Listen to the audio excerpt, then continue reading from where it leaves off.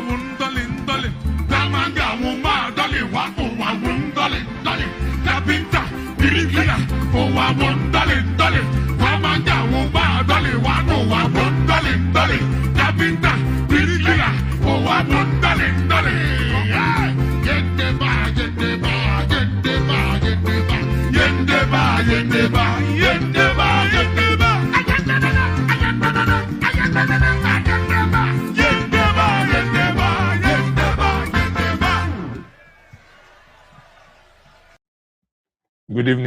Good evening, everyone. Nigeria is a comedy show. Good evening, everyone. I'm starting this on a light note. Enyendeva, webuli avuna. Enyendeva, wenaga na ara inyo fundi. You give here, you give. I can't. The Minister of FCT keeps cracking me up. I can't get enough of him. Anyway, the comedy show continues. Yeah, the comedy show continues. The comedy show left the Mabushi bus terminal and moved into the National Assembly. As the title of my conversation, T.Y. Danjuma. T.Y. Danjuma, good evening, all of you now. What's wrong today? What kind of name is this? Are you the real T.Y. Danjuma? Yeah? If you are the real T.Y. Danjuma, buy me an aircraft. Anyway, so once more, I greet us and let me start again. Let me start again. I laughed the first one off. Welcome to today's episode of The Nations as Stage. The Nation as Stage. This evening, and this platform is where Nigeria's political, where we perform the political surgery, and where Nigeria's politics performs its full drama series, free of charge, free of charge. Now, here, in this drama, there is no auditions, there is no rehearsals, and without any sense of shame. You come in, you jump in, everybody goes. I'm your host, as I said before, and for the next 30 minutes or so, we are going to explore the saga surrounding Reno Omokri's contested Senate confirmation today, the fireworks between Senator Ali Ndume and Senator Adams Oshiomhole, and of course, the literally thunderbolt delivered by Professor Soyinka towards President Bola Tinubu's son, and even President Bola Tinubu himself. That alone has, for many people who criticized him before, he has already started bringing to their mind to ask if these, stinging rebuke of Seyi Tinubu's convoy, many are now questioning, is the literally icon, the Kongi himself, is he returning to his fiercest self?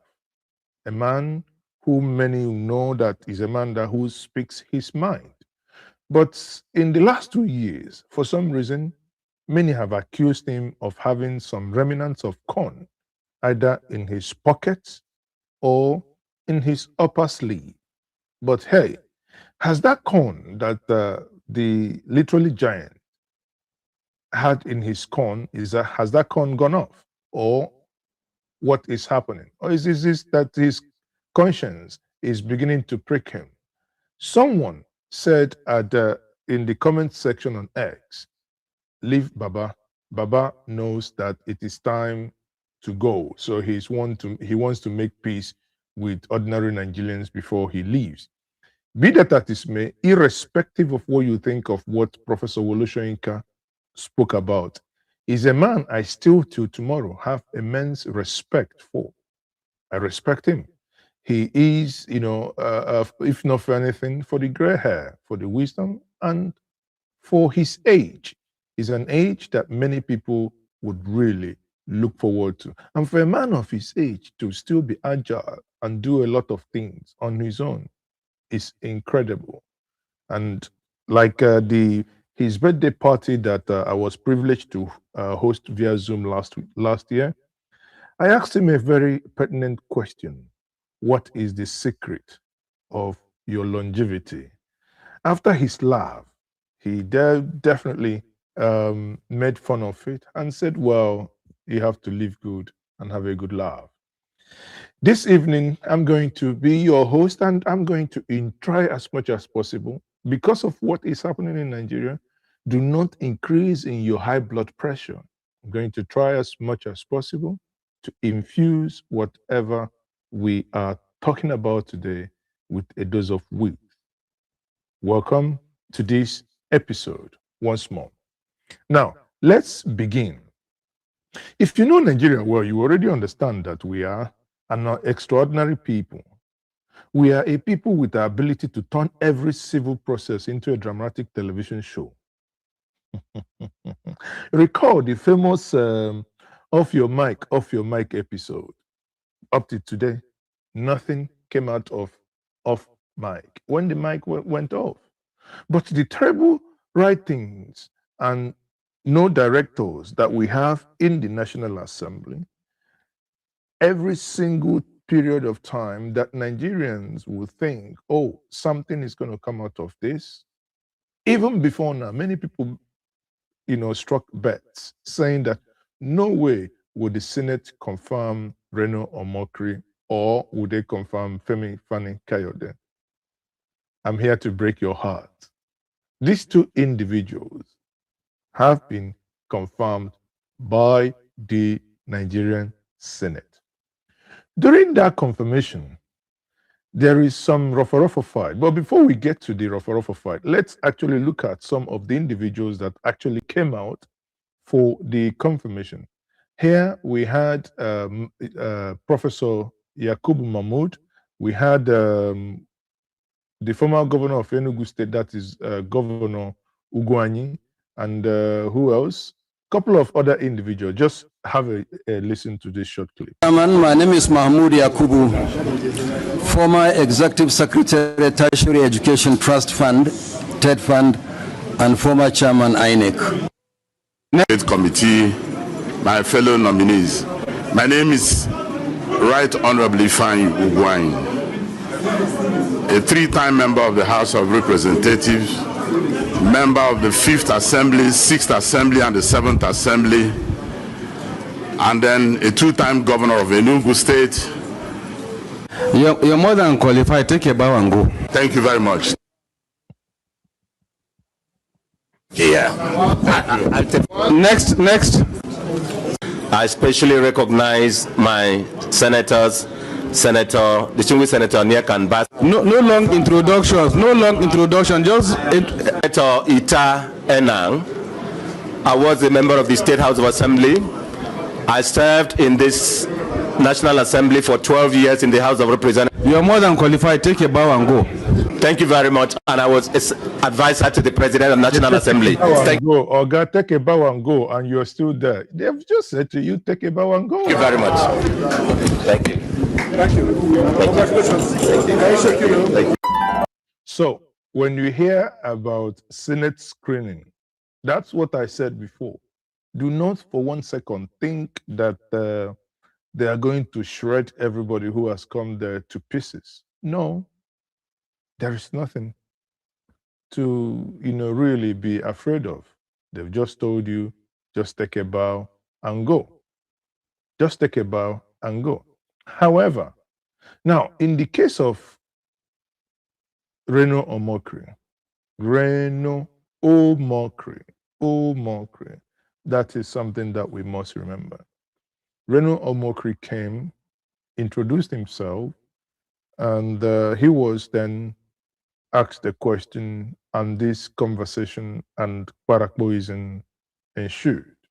Let's just have a listen.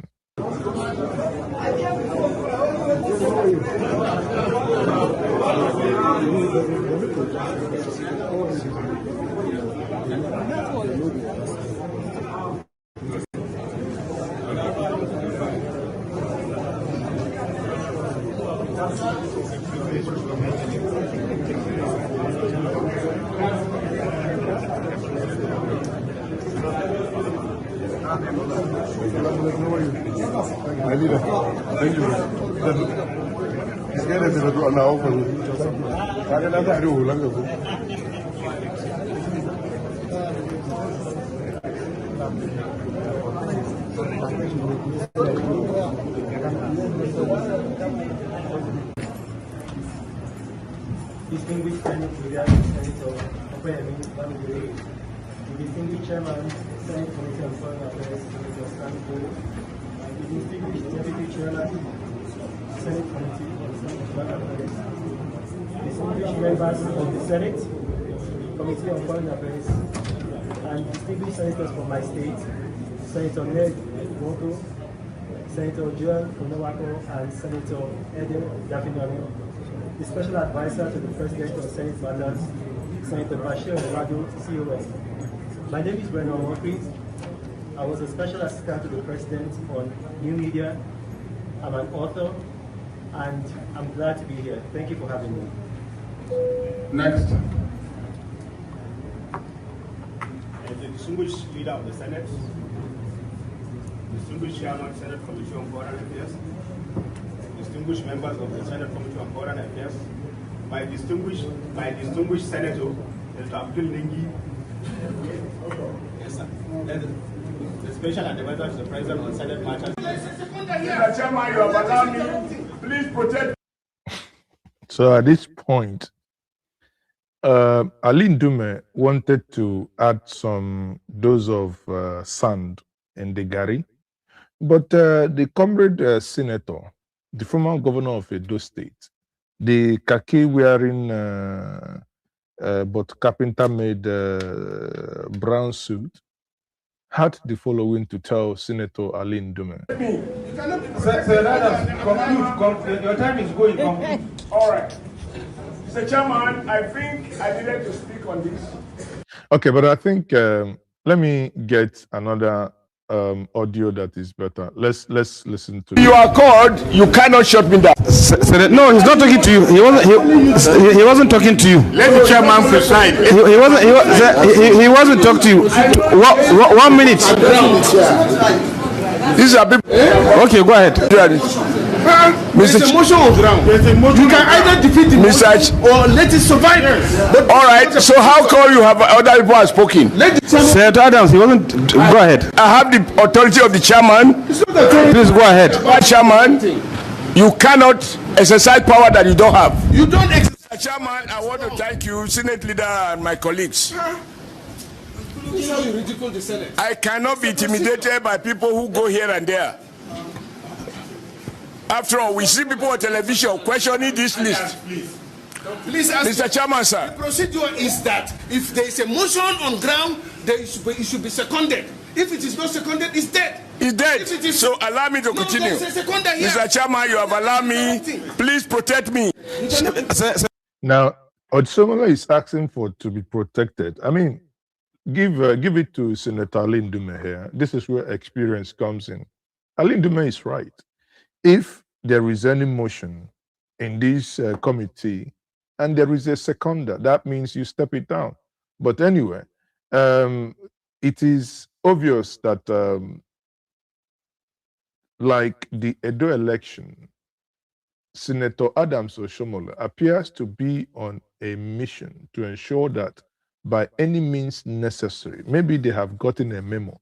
Ali Ndume, he also actually gave it to Ali Ndume now, because Ali Ndume was already seen, or some other senators were already seen, saying that how can a person who said so many terrible things against the president be allowed to? But that is part of the thing also that Senator Adams Oshiomhole now addressed.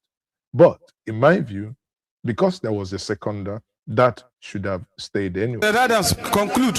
Your time is going. Conclude. All right. Mr. Chairman, I think I needed to speak on this in the public interest. With particular reference to the nominee, Reno. Because we cannot pretend we have not had stories. We can't work on stories. For me. There is no petition before the for me. Look, this is for me. You should not return the Senate. Don Allah kar ku mai da Senate abun wasa. Senate is not a joke. The power of example that he is a pragmatist. He is not detained by old feelings. You may have doubt, suspicion about anyone until you have the opportunity to so perform. Indeed, you don't know anyone until you give him the driver's, you hand over to him the steering of a vehicle.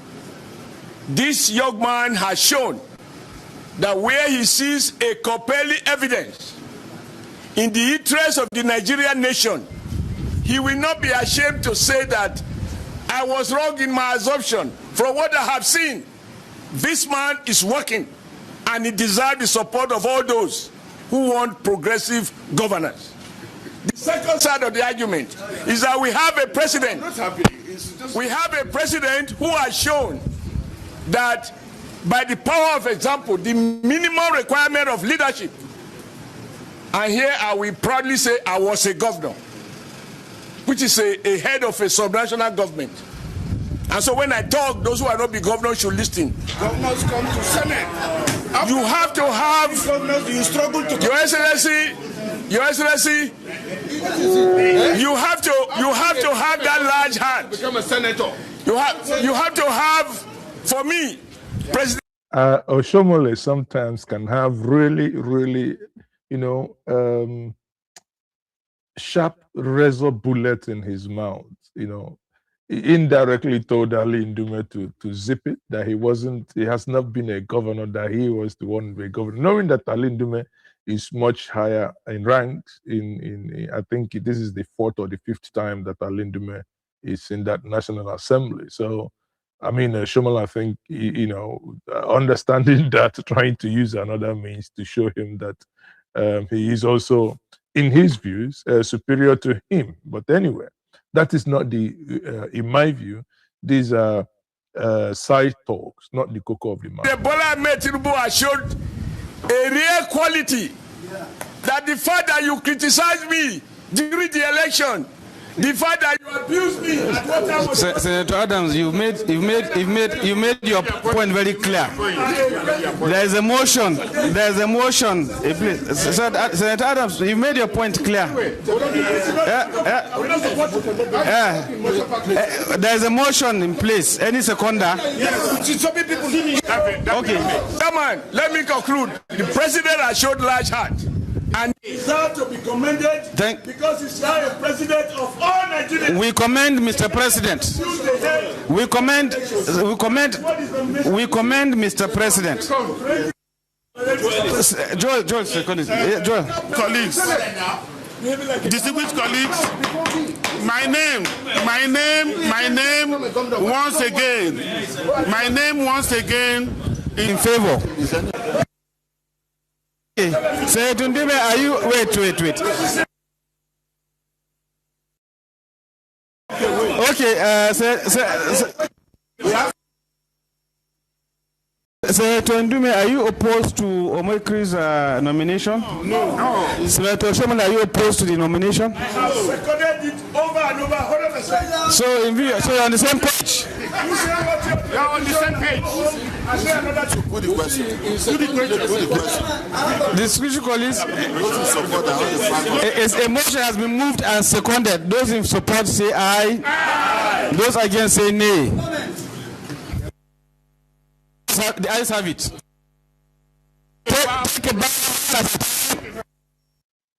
The ayes have it, as usual. The ayes have it. Now, but that means Reno Omokri, author, social media combatant, political analyst, and professional provocation machine. He finds himself at the center of a Senate confirmation storm, as you saw. The moment his nomination was announced, both supporters and distractors sharpened their verbal cutlasses. You saw, though, earlier last week, I think the Senate WhatsApp group was shut down because the lady from Senator Natasha from Kogi, was one of those who actually queried why the name was in there. And after a lot of back and forth in the Senate WhatsApp, they shut it down. I believe by now the Senate WhatsApp group has been reopened again, but you can see that Reno himself had gone and met one of them. He did his work. Give him that, cut him some slack. He did his work. Afterwards, he actually had the following to say. He went on his Facebook page and wrote the following. Let me read it out because I don't think it's that visible. You can't read it from there. And he says, "From the bottom of my heart, I sincerely thank the distinguished Senate leader, Senator Opayemi Bamidele, the chairman of the Senate Committee on Foreign Affairs, distinguished Senator Sani Bello, and member of the committee, especially distinguished Senator Adams Oshiomhole, Ali Ndume, as well as distinguished senators from my state, Ede Dafione, Joel Onowakbo, Thomas, and Prince Ned Woko, for taking time to screen me today. Special thanks to the essay to the President on Senate Matters, Senator Bashar Lado, CON. The Senate of the Federal Republic of Nigeria is indeed a place of honor." I only laugh because for Reno to begin to tell you that the Senate is a place of honor is because he's the one that was screened. So suddenly, Reno discovers that the Senate is a place of honor. This is the same man who went to London when Tinubu came to, during the campaign, when Tinubu went to the Chatham House. He went to London, he carried his placard, he was calling him all sorts of names.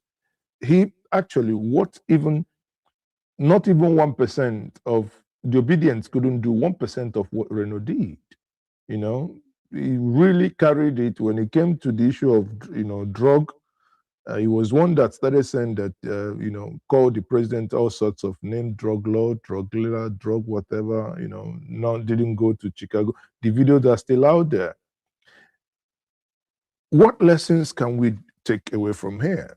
Honestly, you see, the essence of saying things in moderation. I know many people will say, Maazi, every time you talk tongue in cheek. No. My philosophy in life is that, because my late dad normally used to say something when he was alive. He said that, be careful the things you say, that your footprint on sand can be covered by the wind or rain, but the word of mouth can stay in the heart for so long. Now, in a digital age, that admonition becomes so prominent that the things you say are recorded. Even if this broadcast now if I say stop now, I pull it down, I may no longer have the power that I pulled it down. Some people may find a way to get it. Some people may have screen recorded it. So there is a lot that may have happened in a digital time, in a digital age, that we have to be very careful the things we say. Even when I didn't support the president then, sometimes I thought, even then, that some of the things Reno Omokri was saying was, really out. Even today on this YouTube, there are people that you watch some of their streams and you think, I don't know. I always want to be in a place where in 10 years from today, in 20 years from today, that you present me anything that I have said here on camera, I should be able to look at them and proudly say that I am defending them based on the information available to me at that point in time. Hence, it's not good to, in my view, it's not good to take an extreme stand, because Reno at some point was like, really took it to an extreme stand. And it's also, I know many people may not also appreciate this. Senator Adams Oshiomhole said it. It makes Tinubu a different breed of politician. A man, it makes him a different breed of politician. For him to actually overlook all those names, or nothing with, I mean, there is nothing that this guy didn't do with him. But in that sense, he appeared to have overlooked the whole thing, right?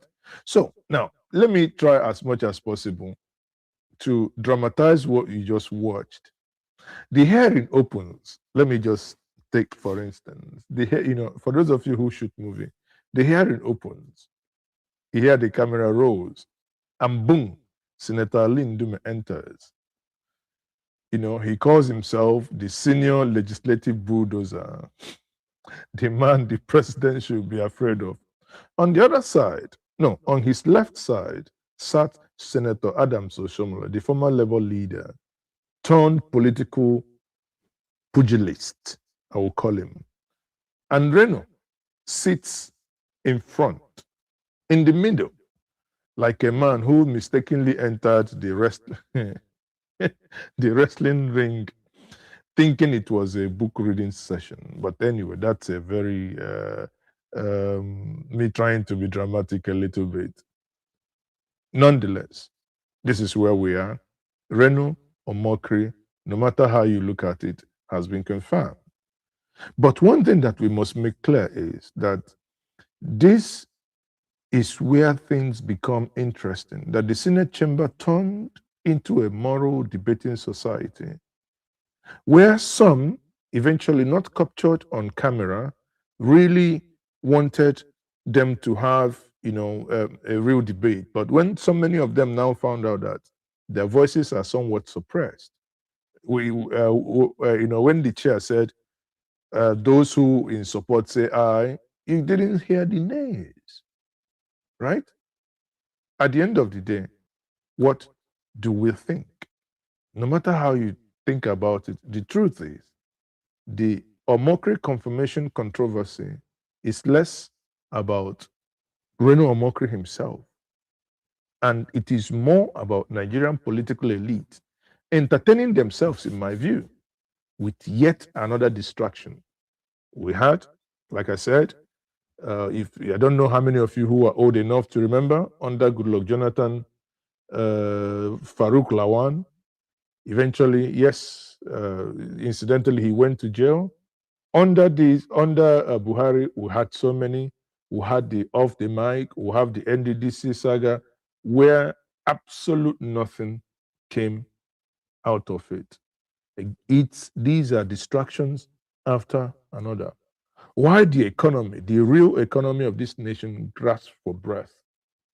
Legislators, all they do is to passionately debate the tweets and what comments were made online. Imagine if our leaders invested the same energy in fixing power supply, for instance, right?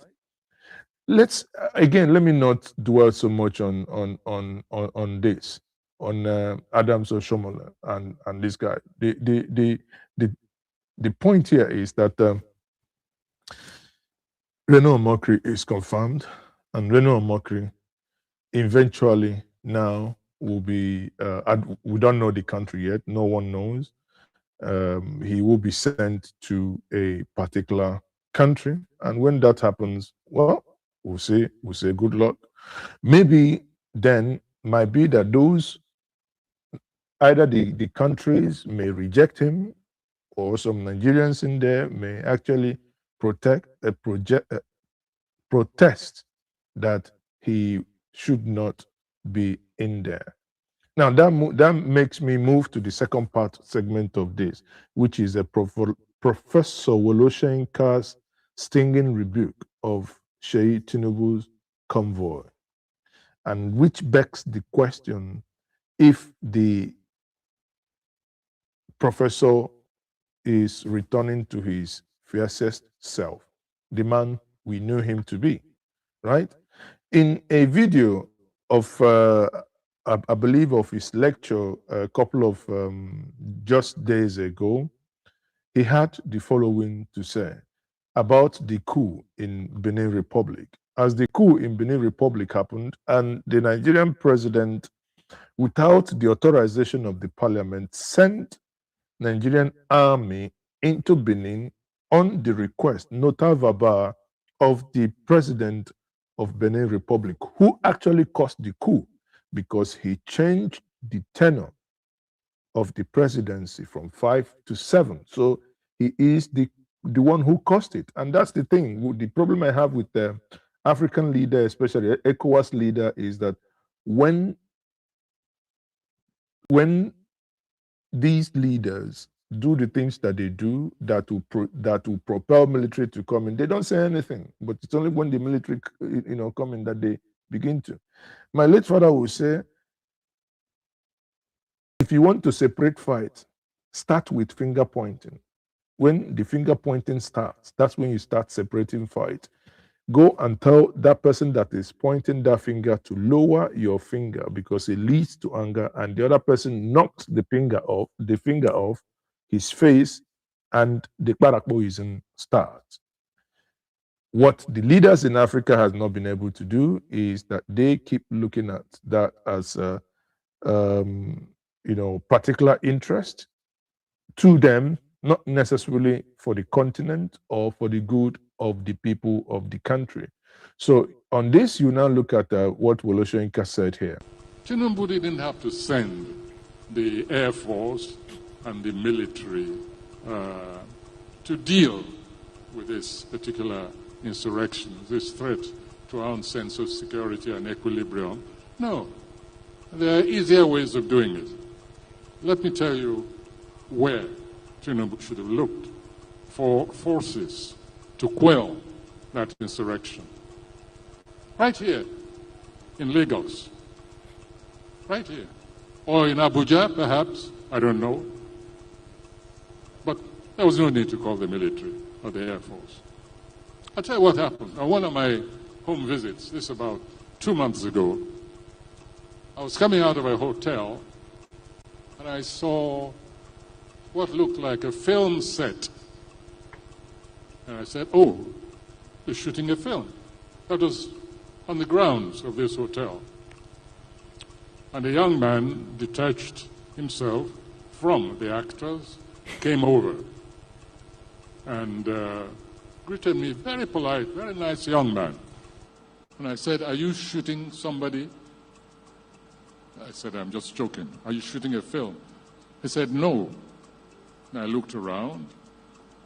There was nearly a whole battalion occupying the grounds of that hotel, in Ikoyi, right here. So I got back in my car and I asked the driver who that young man was. And he told me. And I saw this SWAT team, a mixture. They were at least heavily armed, at least some 15 or so heavily armed to the teeth security personnel. Looked sufficient to take over a small country, neighboring city like Benin. And I think the next time the president should just call and say, Seyi, go and quell the rebellion over there. I was so astonished that I started looking for the National Security Advisor. I said, track him down for me. I think they got him somewhere in Paris, but I was with the president. He was at a meeting. And I said, I've just seen something I can't believe it. I don't understand. And I described the scene to him. I said, do you mean that a child of the head of state goes around with an army for his protection or whatever? I couldn't believe it. Later on, I did some investigative journalism. And I inquired, and I found that apparently this is how this young man goes around with his battalion, his heavy armed soldiers. Of course, the road was cleared before his car went out. I stayed until it seemed he was leaving. So next time there's an insurrection, I think the president should just call that young man and say, "Come on, put down those stupid people there. You have enough troops under your command, so don't bother me with all these security issues any longer." Let's not overdo things.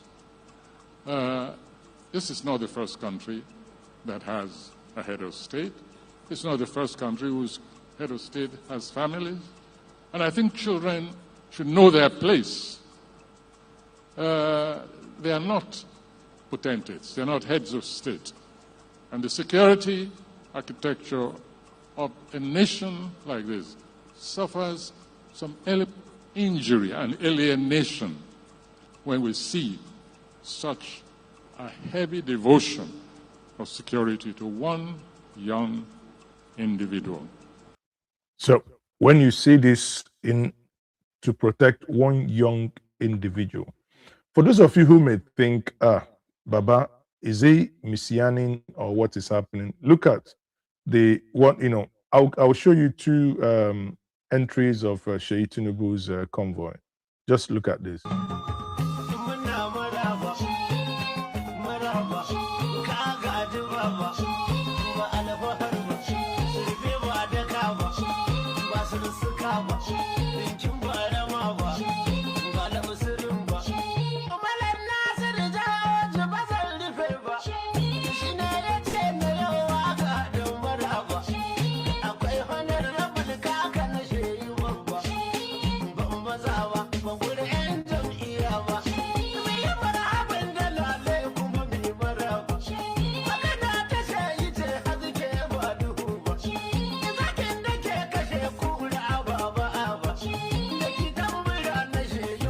So if you look at that convoy, right?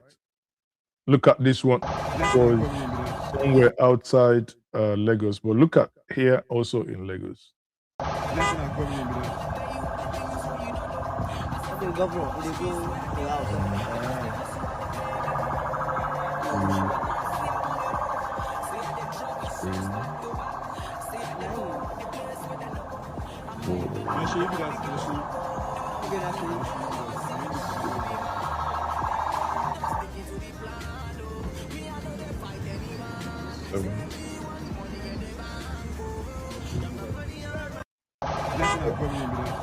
That is the convoy of the son of the president. I remember one of the things I said when Okorocha was trying to impose his son, Uchenwosu, his son-in-law, as the governor of Imo State. I remember in one of my programs, I argued that the governorship of Imo State is not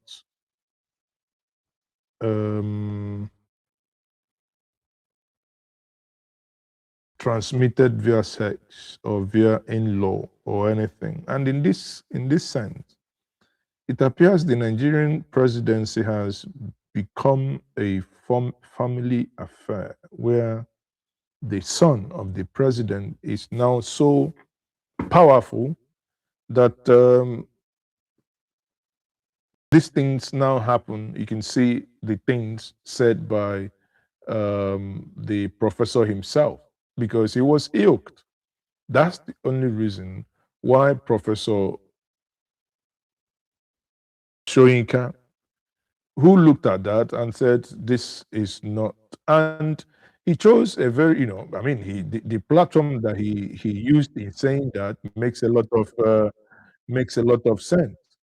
And it confirms what I've been saying. All I know is that I do not think that the prof has lost his mojo.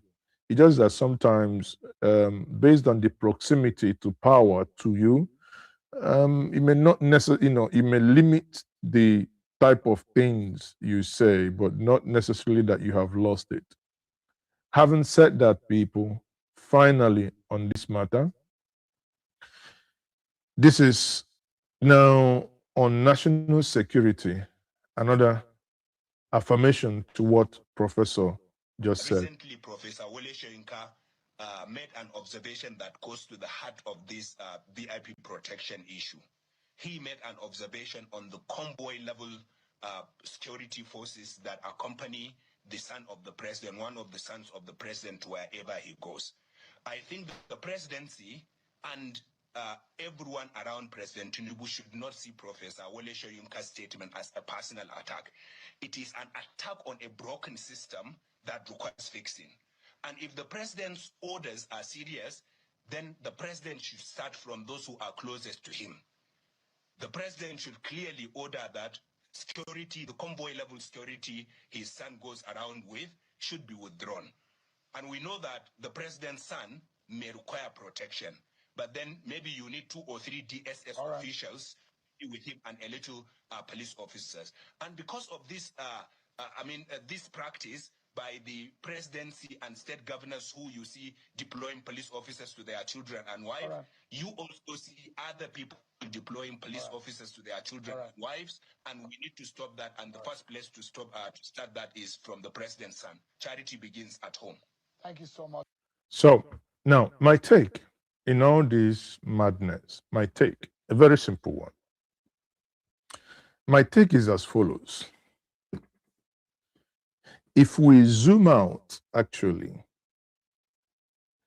and want to know where this crisis is, the real crisis that I see here is not about Reno Omokri,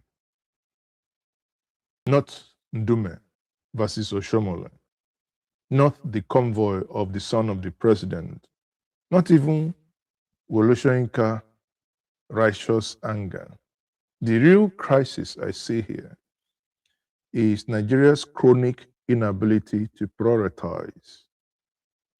Every week, we manufacture a new public drama. Every week. The other day, it was, you are a fool, I'm not a fool, you are an idiot, I know, something like that. Every week, we manufacture one.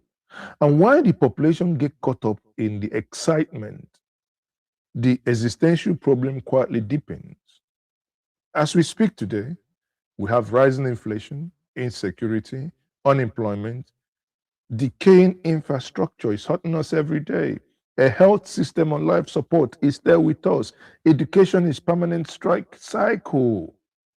Yet our national discourse is dominated by Twitter war, the Senate shouting match, and the celebrity convoy. We are a country treating a compound fracture with paracetamol, where we should need urgent surgery. Imagine Nigeria as a corporate office. Imagine Nigeria as a corporate office, a company that has CEO. But hey, CEO is missing. Assistant CEO, he's stuck in traffic. HR on strike. Finance department borrowing money from intern, those who came to do their internship. Security team ought to protect us all asleep. Admin department debating someone old Facebook probably post or I don't know, status or whatever they call them. Board members fighting about who should sit closer to the window. And yet, every morning they send out memos titled Moving the Nation Forward. Is this office a real one? If you even ask if this office were even real, is the office real? If this office were to be real, auditors would declare it a circus. But hey, that office, the CEO, everything we are talking about, it's about Nigeria. About Nigeria. We have a sitting governor now, a sitting governor who we thought we would see the last of it during the time of Nyesom Wike.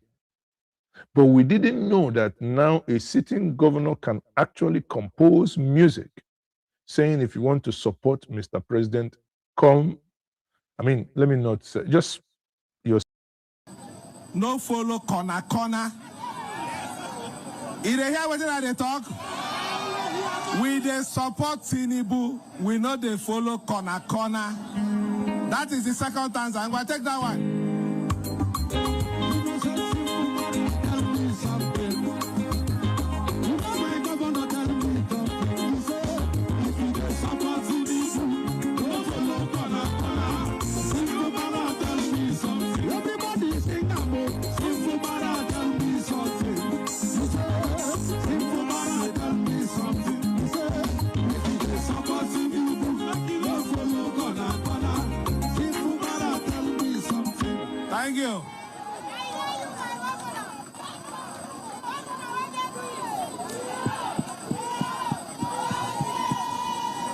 Distinguished ladies and gentlemen. In Edo, we have a governor where they enter gutter. In Rivers, we have a governor where they real. This is really funny, people. This is real funny. But that's Nigeria for us. That's Nigeria in all we do.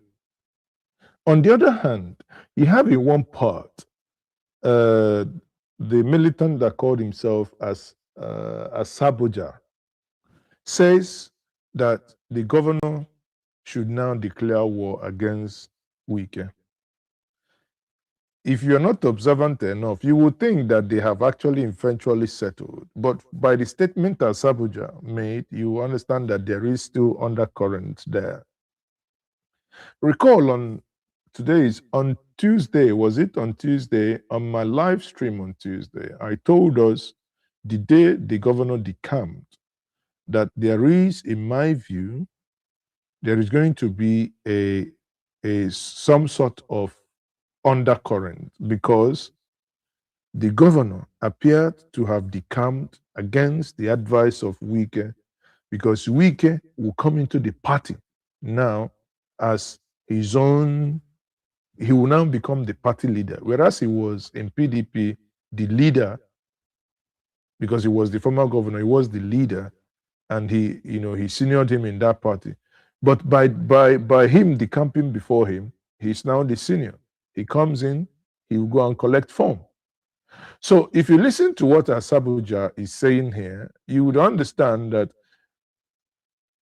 my reading of what he's saying, it confirms about 20 to 30% of what I was suspecting, which is this crisis is not entirely resolved. We want you now to declare, come out openly again. Nobody can threaten you with decamping again. Nobody can threaten you with your whole assembly decamping. And you are the one in control of the second richest state in Nigeria. Therefore, you can actually fight the Godfather, depending where Tinubu. But Tinubu is, in my view, is not a person who supports, insubordination, if you ask me, because he does it in Lagos. He decides who becomes the governor of Lagos. Listen to Saboja. Finally, my friend and my brother, and my Oga, and my excellency, he don't move to APC. That APC where they tell us so. That APC where they shout. They said he go hard. Enter APC. So we go use and deal with Minister Wike. We go use and tear Wike shirt to scatter him body. So we go use and rumple Wike body. You know what happy again? See Fubara now, one-on-one they discuss with president. In there they pass through anybody. One-on-one, now they discuss with president. In they go you own go see president. In they go you own go see go into Asorok.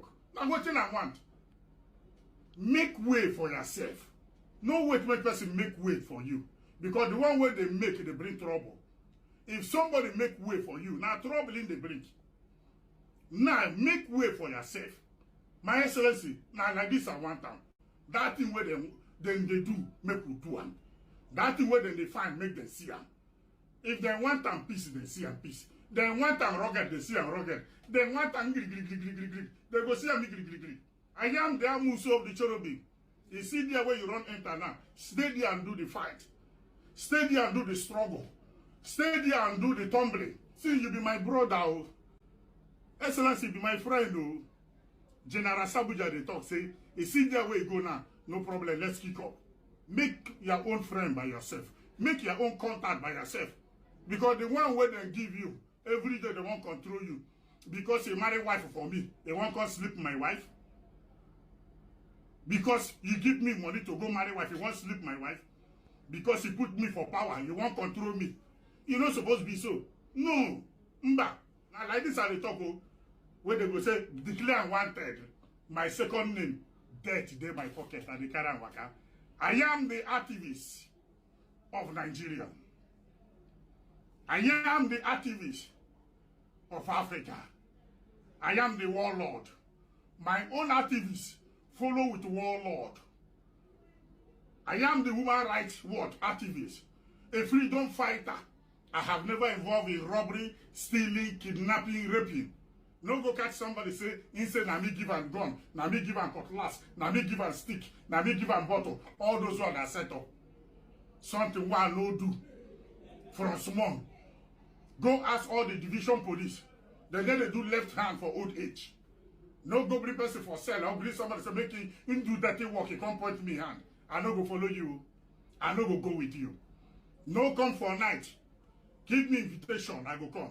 But if you come for night, na hire killer come, na assassin come, na kidnapper come, na bandit come. Somebody will no want trouble, we want peace go come for daytime. No be midnight. You know they go arrest armed robber. You know they go arrest kidnapper. You know they go arrest assassin. What till they come midnight for? No be set up. No be killing they come. Nigerians, I would end with the following. It's something that bothers me. If I return to the Omokri debate, and here are my takes. Will Reno Omokri finally be confirmed and approved? Yes. Will the drama continue like it has always been? Yes, certainly. But should this be the national focus? Absolutely not. The Senate should be interrogating real issues, if you ask me. Policy gaps, economic decline, national security, children kidnapped, 100 returned, no one is asking question. How much paid? Riley Moore, I think, came from United States to Middle Belt for fact finding. We are arguing about his mission. Yet we have senators in Nigeria. They cannot step out of Abuja. There are IDP camps in Abuja. The senators can't even go a place that is less than 5 miles drive or 7-kilometer drive. What a shame. What a shame. If Nigeria scrutinizes public budgets the way they scrutinize and criticize Reno Omokri's tweet, we should be a first world country by now. As citizens and fellow citizens are called upon us, we must demand better. I really say this. We must demand better. We cannot be run on theatrics. Nigeria needs institutions that function, leaders who understand priorities, public servants who serve, not parade, accountability system that actually bites. If you go off, it bites. We cannot continue normalizing distractions as governance, because what we have now is nothing as distraction from the states to the local government and the federal government is nothing but distractions. Senate drama is not governance. Convoy display is not leadership. Statement of condemnations are not reforms. We are sorry this happened. The president has ordered the army to do XYZ. The president had ordered DSS to. These are not reforms. We need to get into reform. Seriously. Nigeria, in my view, is a great nation trapped in a small politics. A country with enormous potential, slowed down by the pettiness of its leaders and the apathy of its institutions. But awareness is the first step towards change. I say this evening to every one of you who joined me today, thank you for joining me in today's episode of the Nation as Stage. The Nigerian nation is like a stage. It's like a theatric stage where those who probably have paid or have not paid but are in the hall and are seated and watching every single day. If you found this analysis helpful, please share the conversation, the challenge. Everything that we say here is intended to challenge the status quo. Until next time, I am still Maazi Ezeoke. Good night from here.